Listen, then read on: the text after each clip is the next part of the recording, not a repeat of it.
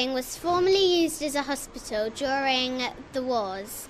This plaque on the right represents all the people who are from Horncastle and died in World War II. This is also where the poppy wreaths are placed on Remembrance Sunday. This is a naval shell and it's thought to be from a submarine torpedo. During World War II, a number of iron fences were cut down just like this one to be melted for weapons. I was only a child during World War II, but I do remember I used to go out in the garden every morning and with the anti-aircraft guns going off the back to try and shoot the enemy aircraft down.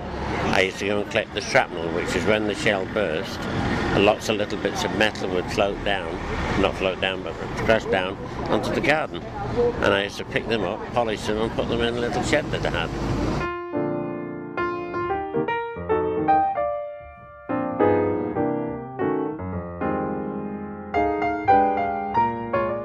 I had to go to be evacuated. I had to leave my mother and father and go and live in a different place where it was safer for me to be, because they were all the people were afraid that there would be an invasion and that we would all be killed. So if we were further away, we would be safer. There was rationing. Oh yes, the rationing was very, very hard. We had, it was 2 ounces of margarine, 2 ounces of butter, 4 ounces of sugar, eggs if you were very lucky, 1 or 2 per week, sweets, 3/4 of a pound, that's in ordinary pounds and 3/4 of a pound, that was per month. So you couldn't even have a 1/4 of a pound of sweets a week. So it was, very, very sort of hard for us really, but we managed. To find out more about World War II, we visited the Lincolnshire Aviation Heritage Centre in East Kirkby. Here there were lots of rooms full of different objects from the wars and displays on what it would be like to live during that time.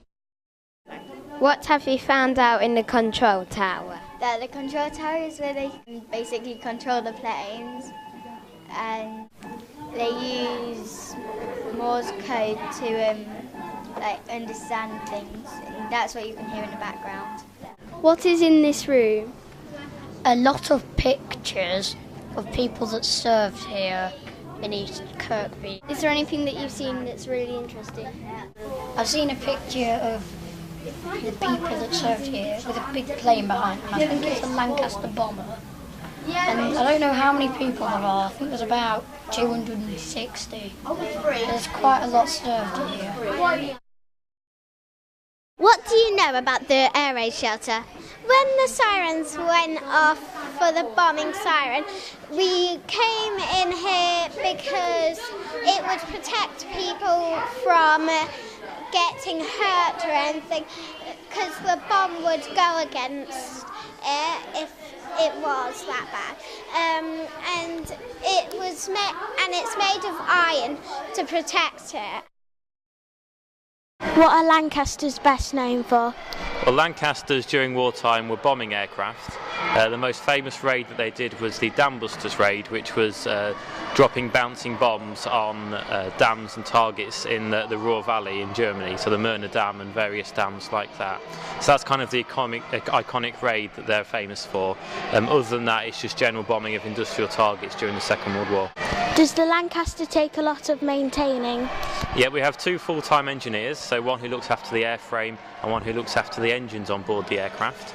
We just taxi this Lancaster rather than fly it, so there's not as much maintenance as when the Lancaster would be flying, but we still have 2 full-time engineers all year round.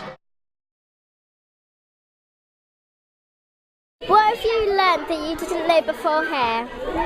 Well, I've learnt lots more about World War II, the World War, and I've learnt that ladies were involved with farming.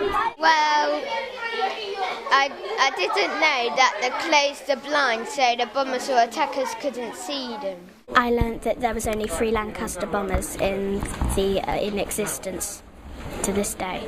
There's one in Canada, there's one in Coningsby, and there's one in East Kirkby, which is where we are now. I learnt how fast a Lancaster bomber goes and how heavy it is. It goes about 200 miles an hour and it weighs about 19 tons.